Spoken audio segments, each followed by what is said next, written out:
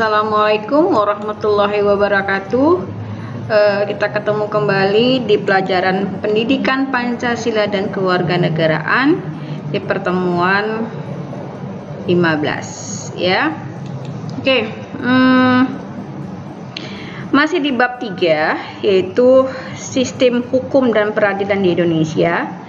Kita masuk di subpokok bahasannya yaitu menampilkan sikap yang sesuai dengan hukum. Apa itu perilaku yang sesuai dengan hukum? Ya, ketaatan atau kepatuhan terhadap hukum yang berlaku merupakan konsep nyata dalam diri seseorang yang diwujudkan dalam perilaku yang sesuai dengan sistem hukum yang berlaku.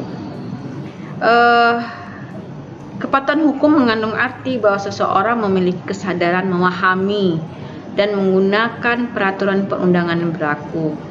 Dia tahu apa gunanya peraturan, ya, apa sanksinya. Itu dia. Mempertahankan tertib hukum yang ada, menegakkan kapasitas hukum, ya, itu dia.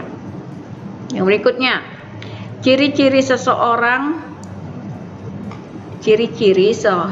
yang berperilaku sesuai dengan hukum yang berlaku dapat dilihat dari perilaku yang diperbuatnya seperti kalau ini maksudnya kalau kamu mengerjakan sesuatu dan sesuatu itu disenangi oleh orang lain, ya, tidak menimbulkan kerugian bagi diri sendiri dan orang lain, mencerminkan kepatuhan hukum. Itu dia ciri-ciri seseorang yang berperilaku sesuai dengan hukum yang berlaku. Jadi perbuatannya itu disenangi oleh orang lain.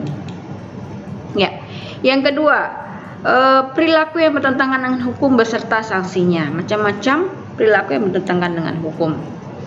Perilaku yang bertentangan dengan hukum timbul sebagai akibat dari rendahnya kesadaran hukum. Ketidakpatuhan terhadap hukum dapat disebabkan oleh dua faktor, yaitu melanggar hukum, ya, melanggar hukum oleh si pelanggar hukum yang sudah dianggap sebagai kebiasaan bahkan kebutuhan. Yang kedua, hukum yang berlaku tidak sesuai lagi dengan tuntutan kehidupan. Kenapa terjadinya seseorang itu tidak patuh terhadap hukum? Itu dia salah satu penyebabnya. Oke. Yang berikutnya, yang B, yaitu macam-macam sanksi, ya. Contohnya penyebab karena petugas tidak tegas menindak, ya.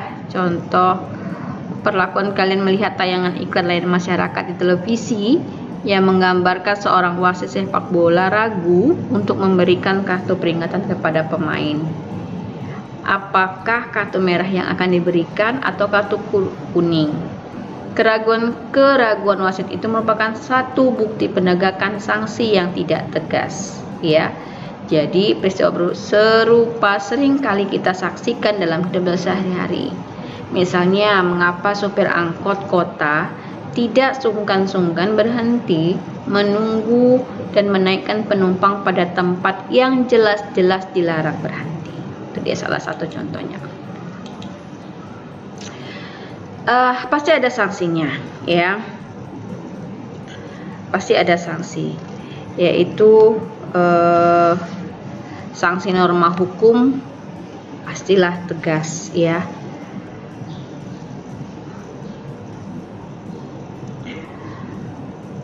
Sanksi terhadap pelanggaran itu amat banyak ragamnya. Misalnya sanksi hukum, sanksi sosial, dan sanksi psikologis. Sifat dan jenis sanksi dari setiap norma atau hukum berbeda satu sama lain. Akan tetapi dari segi tujuannya sama, yaitu untuk mewujudkan ketertiban dalam masyarakat, ya. Sanksi hukum itu pasti ada norma tegas, ya.